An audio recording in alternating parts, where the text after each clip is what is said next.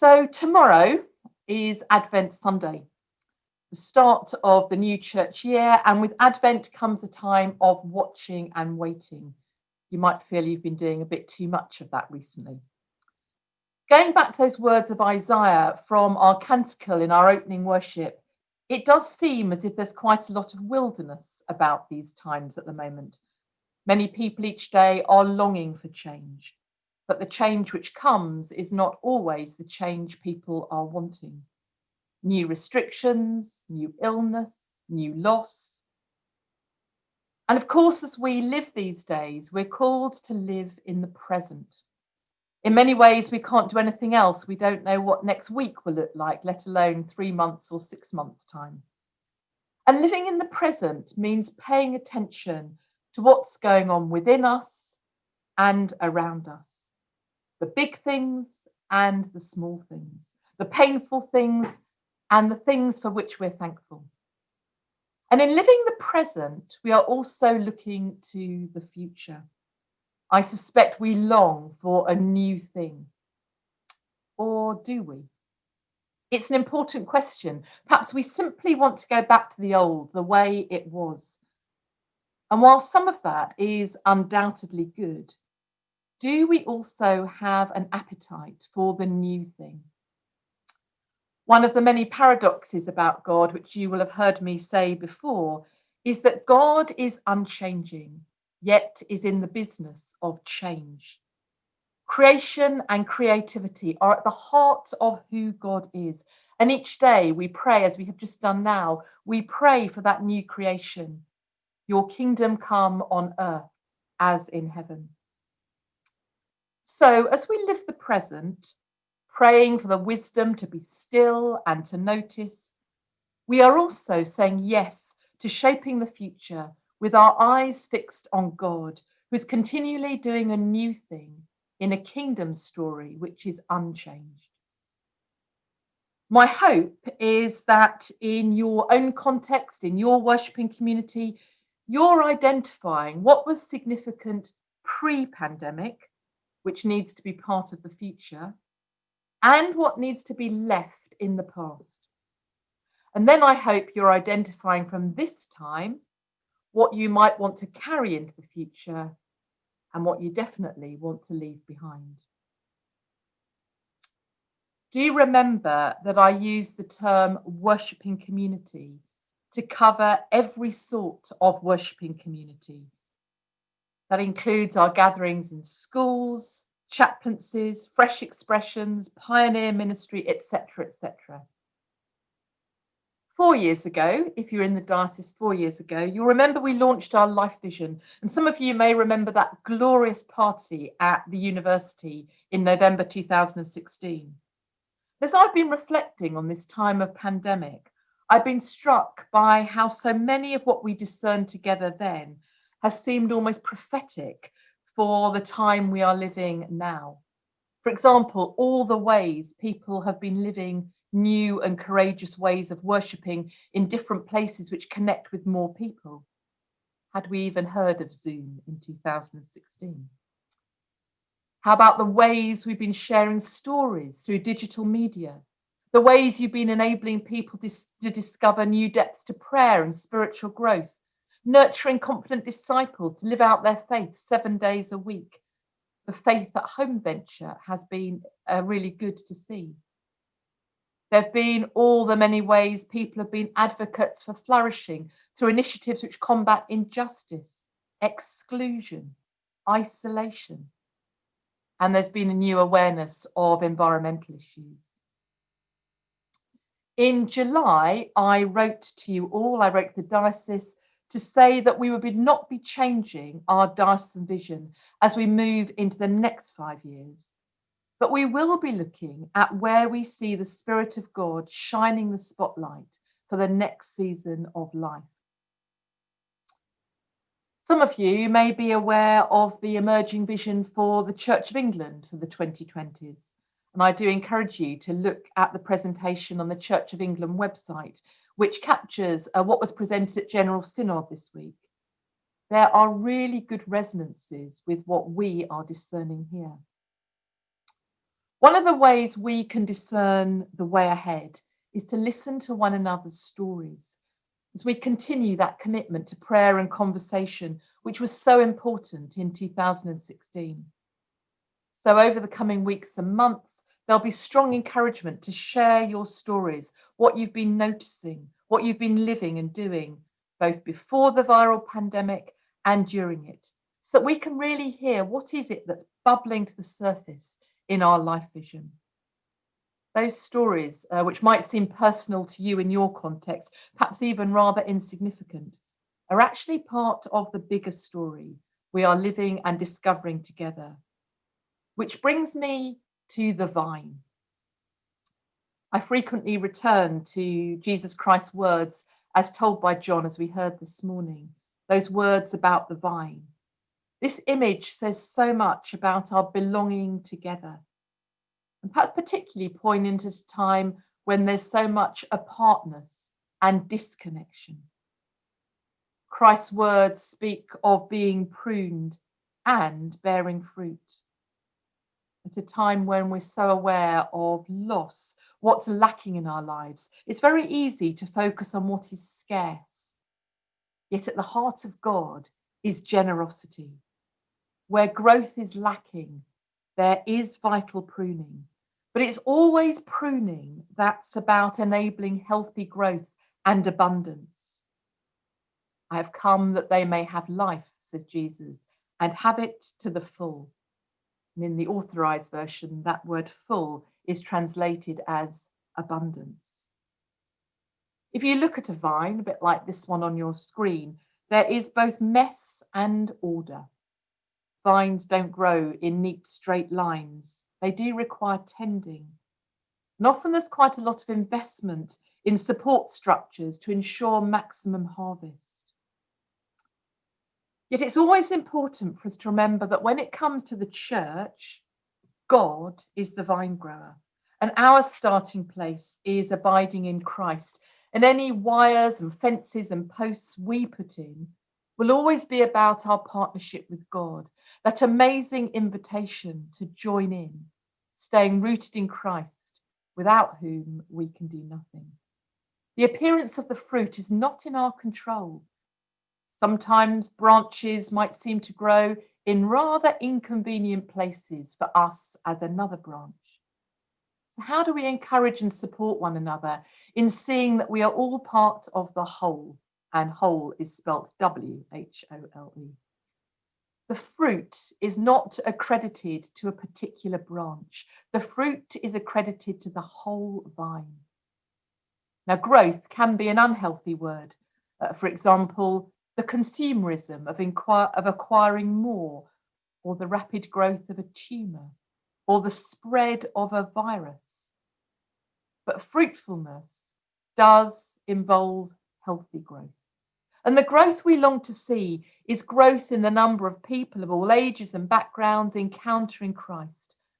And that's not measured simply by numbers of churchgoers, but rather seeing people young and old encountering Christ, discovering new depths to prayer and spiritual growth, as stated in our faith commitment, and then impacting the local and the global as disciples of Christ, joining in with God's kingdom work of transformation. Healthy growth will see an increase in the impact of God's people living justice, kindness, mercy, hope and healing in our world. It's that E of engagement. All of this healthy growth about numbers, spiritual depth and social impact is reflected in what are known across the worldwide Anglican Communion as the 5 marks of mission. You'll be hearing more about those in the coming months, not least in relation to the vision of the Church of England. Yet as we long for God's abundance, we do need to be honest about recognizing where the vine is not healthy, or to use that image from those words from Isaiah. We need to be honest about those places and situations where the ground is parched.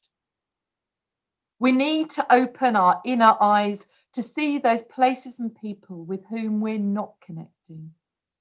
Those places where we long for rivers to resource and refresh, if we truly seek to tell the gospel afresh in each generation. When I look at inherited church across the parishes of this diocese, there are many inspiring examples of worshipping communities already blending the old and the new. Strong and healthy branches with life-giving different expressions of church in the same context. For example, the 8 a.m. Book of Common Prayer communion and the afternoon muddy church, both being about nourishing and nurturing faith. There's creative ministry with young people, so much going on in and with schools. Many people who gather together to worship are deepening their faith in ways which create streams in the desert, Sunday to Saturday, in places of daily life. There's community engagement and partnership, which is truly kingdom shape. And so much of this is reflected in our chaplaincy ministry too. Alongside all that is healthy, in what I'm referring to as inherited church, there is also the need and opportunity for some new things, which can be resourced in different ways. Life around us is not standing still. People don't farm in the way they did 50 years ago. Our communities and contexts are changing. You've only got to look at the new housing, that which already exists and that which is planned. I'm so encouraged by how people are engaging with that. Huge thanks to Bishop Robert for all that he's leading on in this area. We need a church landscape of varied configuration. It's what's sometimes referred to as mixed ecology. I like using this phrase. It's about looking out at the landscape, rural and urban, and seeing a rich picture of being church, which is truly there for all people to encounter Christ, for all people to grow in faith and participate ever more deeply in God's work of transformation in us and around us. It's about all shapes of healthy church being equally valued. At the Synod last November, I spoke about fear and uncertainty in relation to where we are as a church. That was before a viral pandemic. What I said then still stands.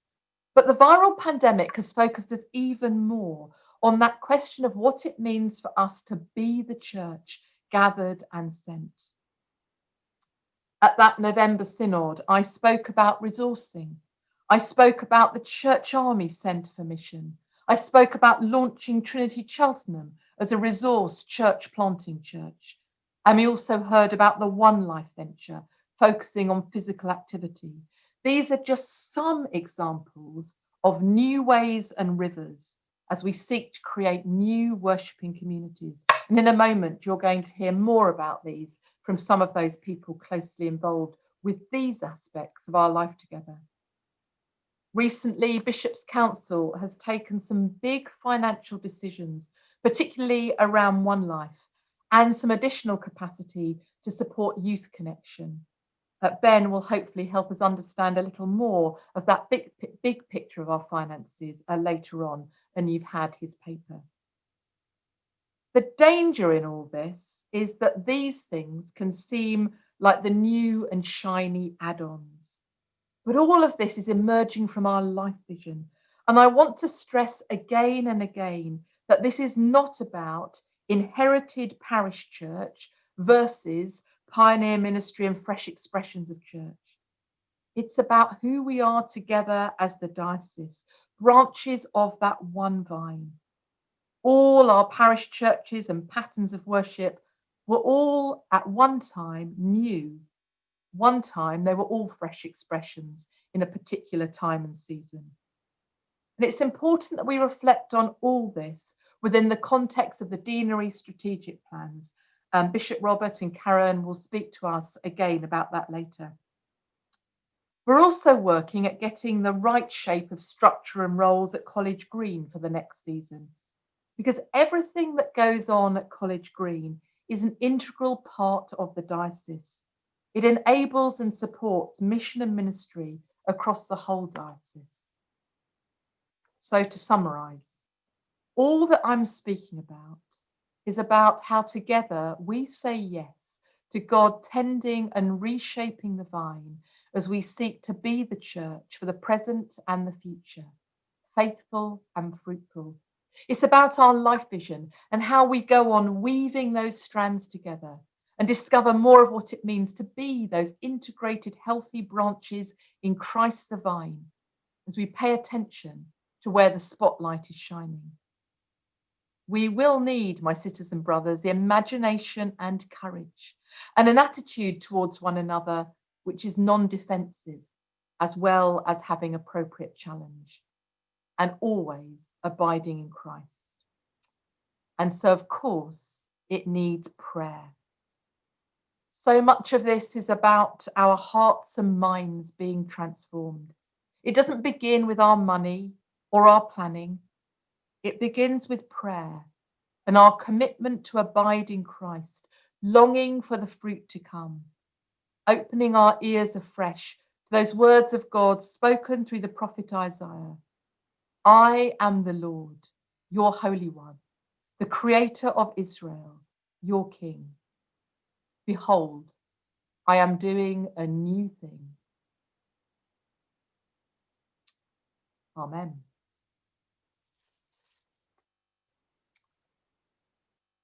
And so I want to lead from that into hearing just a little bit about some of those new things. And I'm hoping that Tim will unmute himself. I should also have welcomed Nathan. I hope that Nathan is here as well. Nathan, if you're here, please do unmute yourself. Jackie Hyde was meant to be with us, and please do hold Jackie in your prayers because she had a really nasty fall yesterday, so she's unable to be with us today. But Tim, you are part of the South Cotswolds Team Ministry. You're familiar to lots of us working away there in Bibury. And you've just taken on this new role of Diocesan Missioner, focusing on the emergence of new worshipping communities, particularly focusing on physical activity. Tim, if someone asks you to summarise using non-jargon language, just in a few sentences, what One Life is, what would you say? I think I say it's about using sport in the broader sense, physical activity, well-being activities as a means of engagement with a particular focus on children and young people, so sort of up to sort of teens, even early 20s. And it's acknowledging these are really obvious and easy places to connect, for people to belong. And actually that we've also found over the years, it's a very easy place for the sharing of faith and the sharing of God's love. And that these are agencies both for community change and transformation, but also for wholesale change as people come to understand the love of God.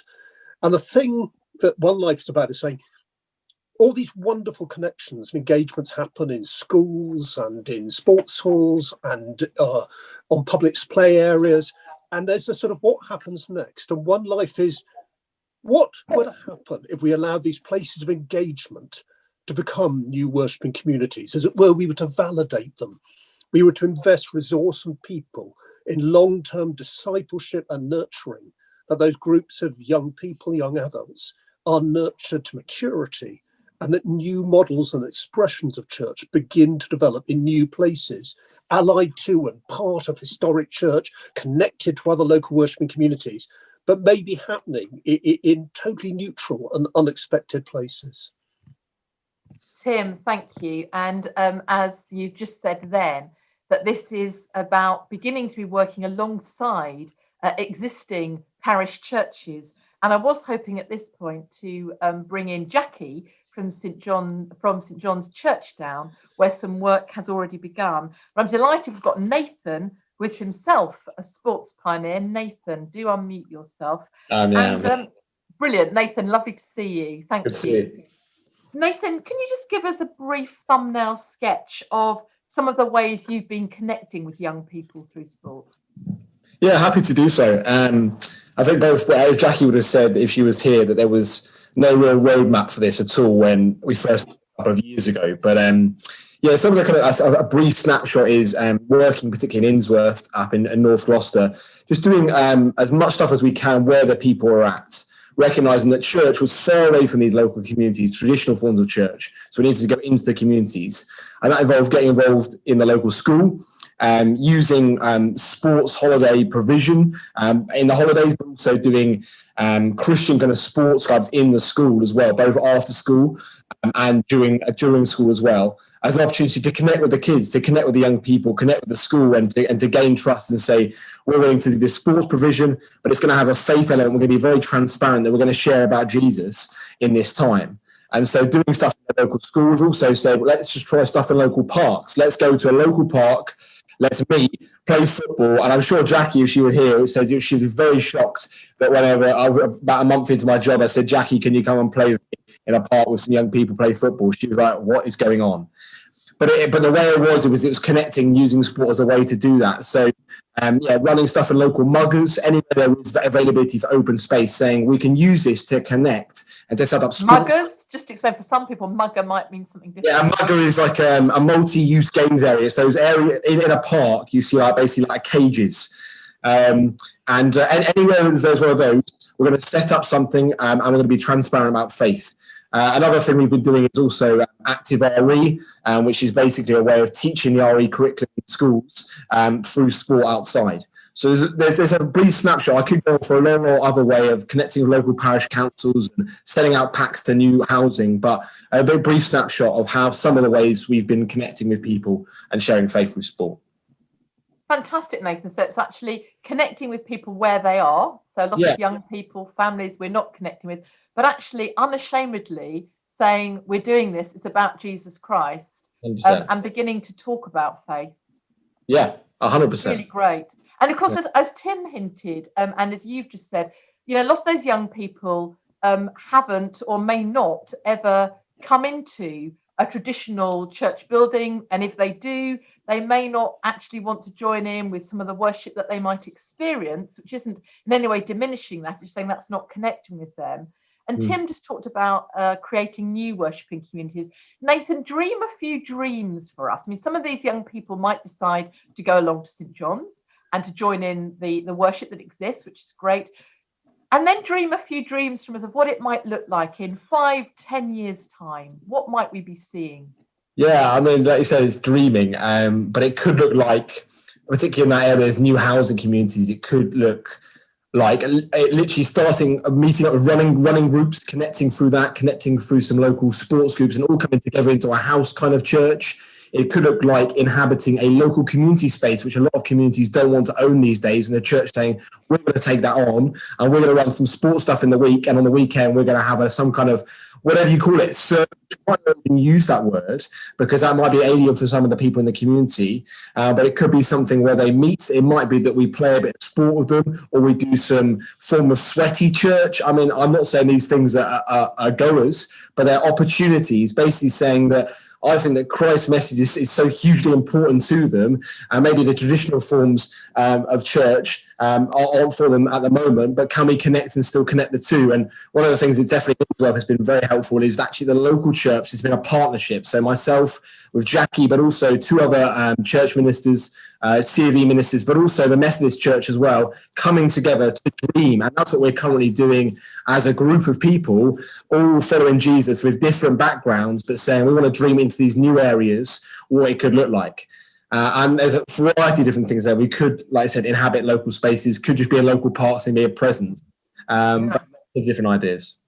It's great. And I think what's really important in all of this, that as we've had all the discussions, we've been really clear that those 5 marks of mission will be held together. So it's not, at the moment, there's been lots of fabulous sports work connecting as Christians, connecting with young people. And what we are really praying and hoping to see is these new worshipping communities where there will be baptisms, people coming to know Christ, there will be baptisms, there will be gathering together around the sacraments of bread and wine, there will be discipleship, there will be people being discipled to impact their local communities, but it probably won't look like anything we see now. I have great sympathy with Jackie. She was sharing with Seven Veil, Dean, exactly what Nathan said the other day, that when you asked her to go and join in with some sport, she thought, me, I'm the least sporty person.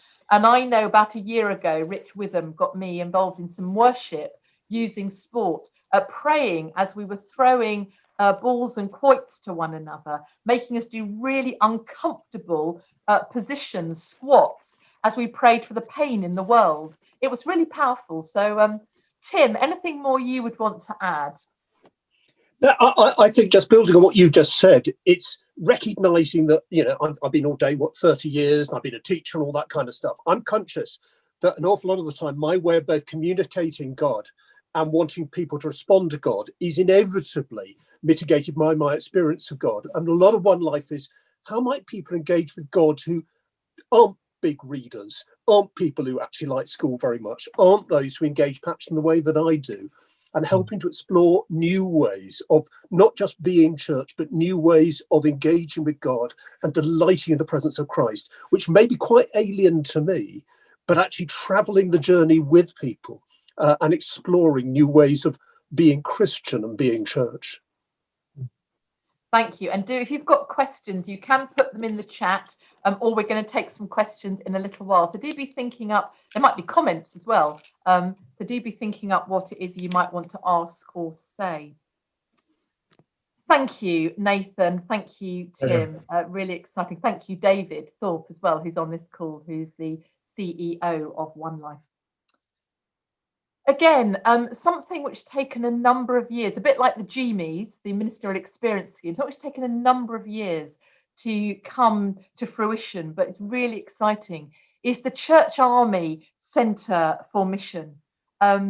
It's been a great journey, and this is now taking root in the diocese with Andy Wilson in Matson. Debbie, should have said welcome to Debbie Orris, who's now in Holford. And Debbie, I remember that first conversation you and I had about 5 years ago now. So it's really good to see you on this call. And again, huge thanks to Bishop Robert and to Pauline and to others who've enabled this to really come, to Andrew Braddock, who've really enabled this to come to fruition. So Andy, let me come to you first in Matson. But before we sort of drill down into Matson, so to speak, could you just say something about the vision behind the Centre for Mission and how you see it as being a resource, those rivers, those paths? So Andy, over to you, and then I'll come to Debbie. Thank you, Bishop. Well, I'm hoping what I'm about to say is what you actually had in mind as well before we arrived. So this will be interesting. I think for our vision for coming is to see, in essence, new worshipping communities form, develop, where maybe the church just hasn't been able to engage with people in those areas. So locally, for me in Matson, for Debbie in Colford, people groups who maybe the church just haven't been able to engage with for whatever reason, that actually we can come and we can start to engage and see new worshipping communities formed out of that engagement.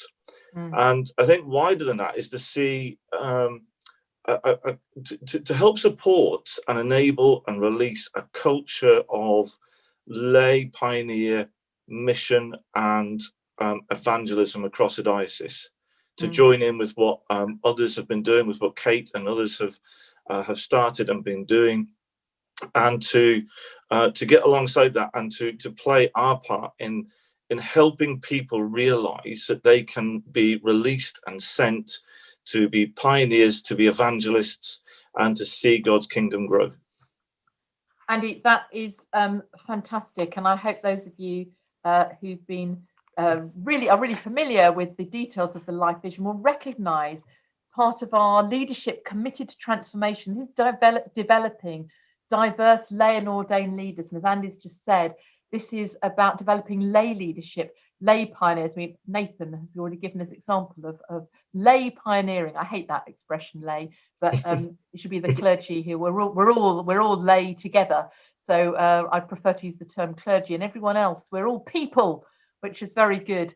So just before I come to Debbie, I just wonder if you might just give us a snapshot, Andy, of some of what you've begun to see in Matson as you've been engaging with the wider community. Spark our imaginations. Oh, bless you. So I've been here for 16 months. And I remember at my interview, Bishop Robert asked me what something would look like in 3 to 5 years' time. And I gave him an answer which I thought was real and honest, where I said, hopefully there would be the start of a new community coming together, journeying together, sharing life, sharing meals, shared journey and shared questions of around about 20 people. And what has happened since my wife Emma and I and our youngest daughter Grace have been here, we very intentionally said we wanted to be part of the fabric of the community. So we wanted to hear people's stories and we wanted to have the opportunity to share ours. So we, over the last 16 months, and particularly over the last 9 months, we've now seen, primarily for obvious reasons, an online community of about 20 to 30 people develop and grow. Most of those people regularly join in. Some join in as and when they can due to the life circumstances. We have joined with the Long Table and the residents group to have a freezer of love to provide meals for the area. We get involved with distributing Fair Share. We were given 50 Easter eggs by the local doctors at Easter to distribute around the community. And since the end of August, we have been doing acrostic poems on a Thursday evening with various words around thanks, gratitude, valued, and other words. And we've done about 11 or 12 of those, which we may well look to produce into a booklet. But off the back of a word that we did literally 10 days ago, we've now had our first worship song come out of the community, and it's raw and it's real, but it's come out of this community of 20 to 30 people, most of which 99%, I think probably only 4 of us have really got any form of church background, and 3 of those are my family. None of the rest have got any church background at all, but they're journeying together, they're exploring what life and faith looks like, and a new voice, a new worship voice is starting to come out, and it's astonishing. And I need to send you that song so you can listen to it, Bishop Rachel. Andy, that is really brilliant. I mean, it's exactly the sort of thing we're talking about, connecting with people we haven't connected with until this point, and in ways that really make sense for people as they explore faith, as they go deeper in faith, as they come to faith. Really exciting. Thank you. Now, can I come to Debbie? Debbie, how long have you been in Colford for now, Debbie? I've been living there since the middle of July, and I started probably really in September. So just about 3 months. I know poor Debbie arrived in Colford in the Forest during lockdown, and then had a little bit of unlockdown, and then went back into lockdown. But Debbie, just give us a little bit of a feel of perhaps what you're beginning to do, and then again, just dream some dreams for us of what you're hoping. So we think about new worshipping communities and connecting with more people. Yes, well, obviously, I think we might have the Forest broadband here. Okay, can you hear me?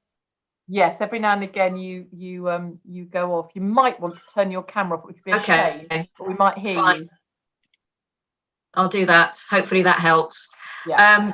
So I mean, it's a beautiful part of the world, the Forest, but there are areas of hidden deprivation that are actually growing and deepening during this time, as I'm sure we can all understand. And of course, the natural ways that I was hoping to engage aren't possible very easily through the schools, through different groups that are already meeting. But I have been sharing something of love, Christ, hope and love through overseeing a community meals project where we provide meal Colford to those that really need them. And I'm getting regular kind of people sent our way through the council for that. And also I've been getting to know the shopkeepers in the square, and we're doing a Spot the Angel competition during Advent. I've been getting people knitting angels. I was aiming for around 30, and I've got 266 at the moment. Wonderful. And one of the things that's really been a blessing is that many of the knitters are shielding and it's really given them something to focus on that's really positive, because they know that these angels are going to bless the town. So that's just a couple of little projects that are well, quite significant projects actually, that are so that ways of me beginning to engage, and I'm developing relationships with, as I say, shopkeepers as well. And it's a tough time for them. Some of them obviously haven't been open over these last few this current lockdown, and I'm looking forward to seeing some of them this next week. But yeah.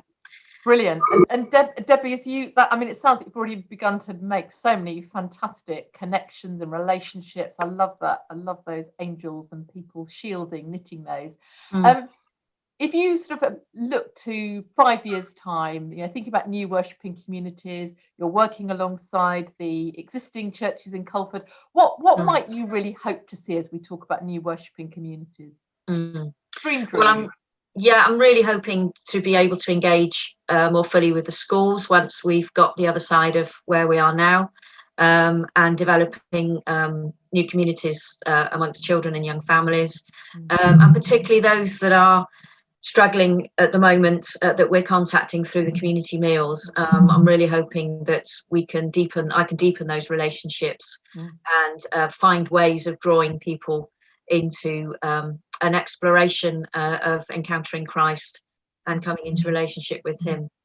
To be honest, I don't know how that's going to happen at the moment, but as we're often told in ministry, we need to be doing a lot of listening and a lot of learning and a lot of just pausing, and I'm trying to do that alongside the things that I'm doing to get a real sense of a way forwards in these early Brilliant. And what's really exciting as well is that you and Andy actually working in specific places, building relationship, seeking to develop new worshipping communities. We don't know quite what those will look like, but again, with all those marks of mission, and actually enabling us all across the wider diocese to learn new things. Yes. Brilliant.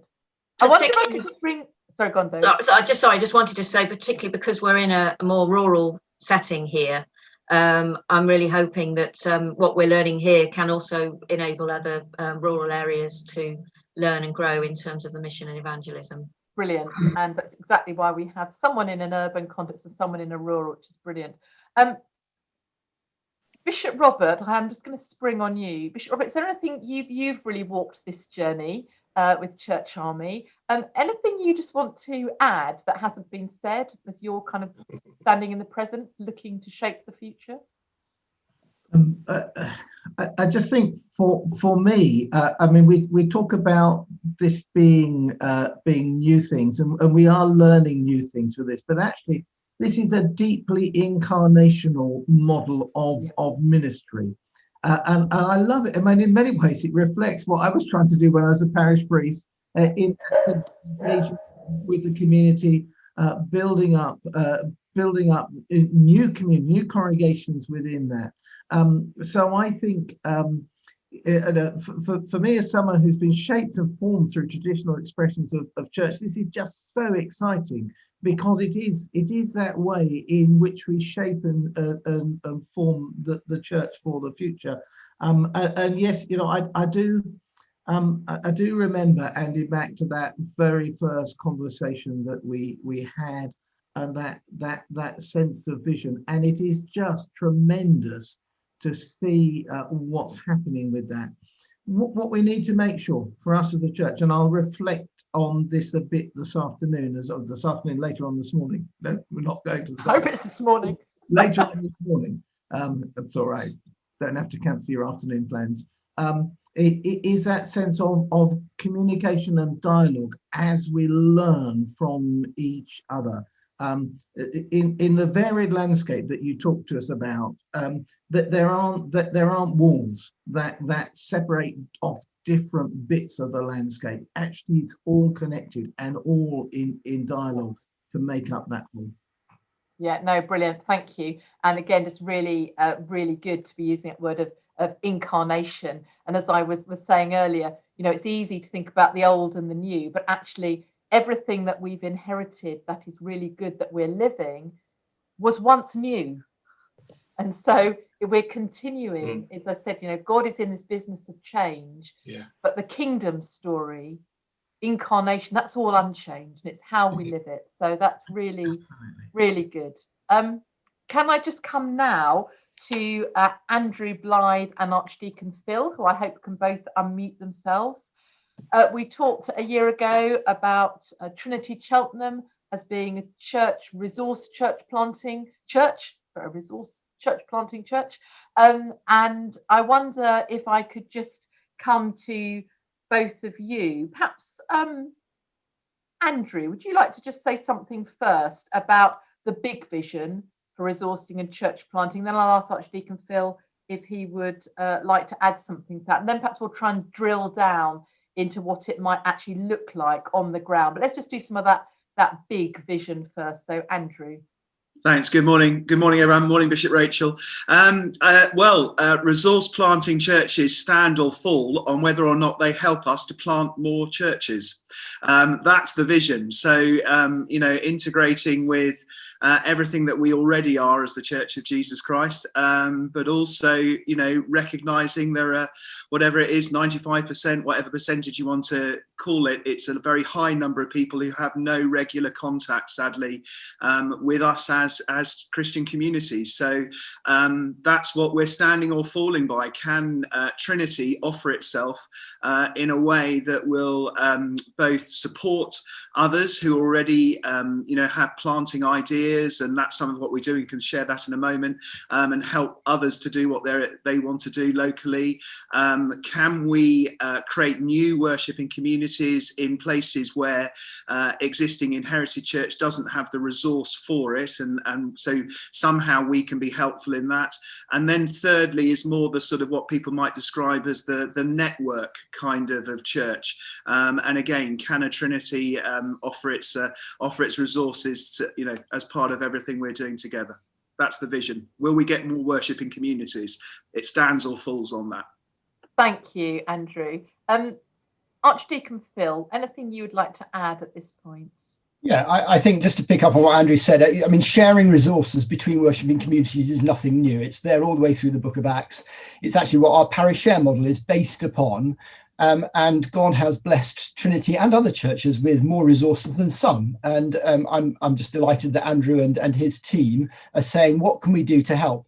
And we have said that Trinity are a resource planting church. I think both of those words, resource and planting, are important. That actually we are asking Andrew already to start talking to other congregations who are, as he said, who are looking at doing things new and saying, can they lend some support? Can they help resource that? And then there will be areas that we've already started to talk about where we really recognise that we'll need to plant something new as part of a worshipping community. And that might be in a new development that's taking place all around us. One of the areas we've asked them to start looking at is there room for a youth or a young person's new worshipping community? As we go around so many of our churches, as I do Sunday by Sunday, one of the things that breaks my heart is the lack of young people in so many places, all sorts of reasons for that. But can we start doing something new that acts as a catalyst to work on that area? So, and the other thing I'll say is also we are committed to resourcing the resourcing church.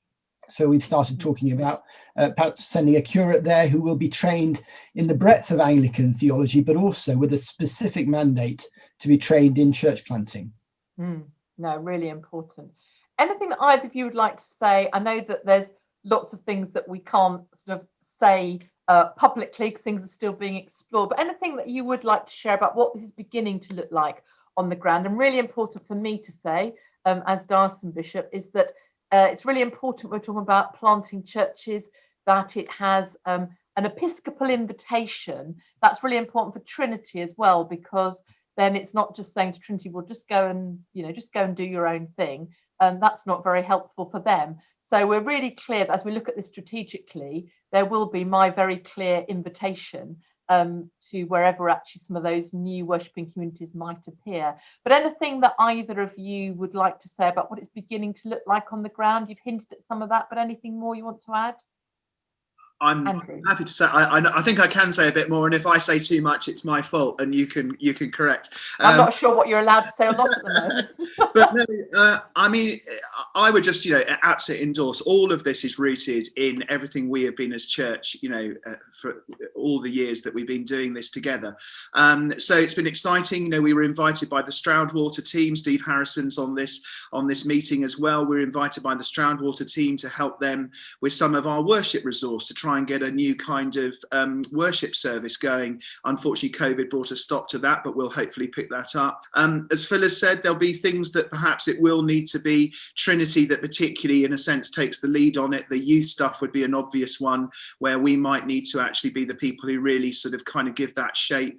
And I think some of the new housing communities, some of the new things, around the Greater Cheltenham area and elsewhere, probably your invitation, Bishop, will be, look, actually, this is something to do through Trinity. And I just want to endorse that sense of it's through Trinity. It's us together. We are one church.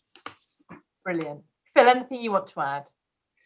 Just to say, I think what we've said already, that this will require us to have this sense of being part of the same vine and not to be defensive about our patch. This is not at all about Trinity muscling in on anybody else's game. It's actually about us saying, how do we, when we recognise and we're realistic about what we can and can't do, how do we share the resources God's given us? Thanks, Phil. And that leads brilliantly into, just to reiterate what Andrew and Tim has said. Actually, this is about the 95% of people. There are more than enough people to go round for us to be connecting with.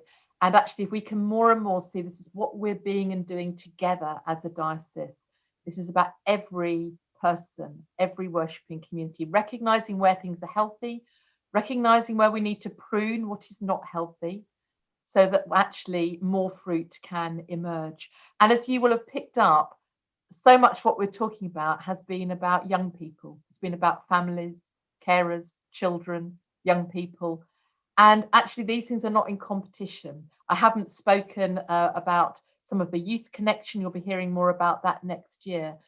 But already in some of those discussions that Andrew's been talking about, the One Life team have been part of those conversations as well. What's appropriate in different places, the work that Nathan's doing, actually, how does that link in with some of the other things we've spoken about, looking on new housing, what's going to be appropriate in each of those developments. So communication and connection is really important in all of this. And here again, that word resourcing, you've heard from Church Army, One Life, Trinity. Actually, this is about how people want to be working in partnership with you, and I hope that those conversations and relationships will continue to bubble up. And when we come after the break to hear more about the deanery strategic plans, this is all connected. It's all part of living our life vision. There are many people I could have interviewed. There are many people in our parish worshipping communities, in our chaplaincies, so many people I could have interviewed. Again, I want you to hear that this is not about inherited church versus something new. As Bishop Roberts just reminded us, it's all about church, all about that incarnational ministry. The investment we're making is in some new ministries, as we already invest in inherited church. What's healthy? What do we want to go on investing in? And it is recognising where we need to prune, where we need to say that some resources actually need to be used differently. Bishop Robert, over to you. Thank you very much indeed, Bishop Rachel. Really good to follow on that energy and excitement from the first part of our synod this morning. And I come to this with energy and excitement as well. It might be a sense of getting, we've done the exciting bit, and now we're looking at the deanery plans, and then it doesn't feel quite like that. But actually, it needs that sense of excitement. And Bishop Rachel and I are talking about different things within this morning, but I'm as excited about One Life and the new opportunities there as I know Bishop Rachel is excited about what we're doing with our deanery strategic plans in terms of our leadership across this diocese. Really important to say in coming to talk about this, this is not a crisis. But this is something that we really need to pay attention to. If you think back to the beginning of what Bishop Rachel was saying in her presidential address this morning about responding to the challenges of where we are as a church today and the need to proclaim the gospel afresh in this generation. Now, I'm going to take the risk that you have read the paper DS 2006 on Deanery Strategic Planning, and I am not going to read it again to you now. And actually, what's most important, there's coming a moment that the archdeacons are going to speak about a process and how they're going to be leading much of this, and then some reflection from Karen. But what I want to do just quickly at the top of that is to pull out for me a few key highlights. The first is that the Deanery strategic planning process is missionally led and financially informed. We said that right at the beginning, and I've said something about the history of the way we've got to where we are now, and you can read that. Clearly, plans that we had 18, 20 months ago, there are a few things that have happened in between which have slightly changed how we've had to live this. But one constant right the way through this is that our approach to Deanery strategic planning is missionally led, as well as being financially aware of the context in which we are in. And you've got something there about the history of how we've come to where we are. Part of our financially aware was the need to look at our numbers of clergy, and you'll have seen we were suggesting at one point it might be good to lose 2 current stipendiary posts per deanery and to replace one with a newly shaped post, newly more missional shaped post. The net sense of that, of actually reducing our number of posts, again, is something that I can get excited about. The 10 years that I've been in this diocese, there's been that constant thing about actually how do we balance the budget? How do we make things meet? It's draining of energy, and it's taking us away from that missional challenge. Actually, we need to be able to put our house in order so that we are missionally led, we're not financially driven. When we get that in order, we can focus on our mission, on our ministry as a church. Our deficit at the moment is a distraction. That said, you'll see, and I do want to pick up on this, that after some further reflection, particularly with the area deans, the kind of simplistic 2 out, 1 back in approach was felt not to be helpful. I want to explain why I think that was. I think for me, in a sense, if it became too mechanistic, it was done in order to fire the imagination, but actually my sense was actually it then became too constricting, rather that sense of saying, as a diocese, we need to reimagine how we do our ministry across our deaneries. So I wouldn't want that change to imply somehow that we were being less missional. These plans that we're putting together in deaneries, if they simply become a kind of chopping exercise about how do we spread things more thinly, how do we make things fit just for the sake of getting by, then bluntly we will have failed. They need to be about how do we shape our existing resources, that place where we spend the vast majority of our financial resources for ministry and for mission today. So that's just a bit about why we made that change, actually to free up, to allow us to be more imaginative, if anything, within that.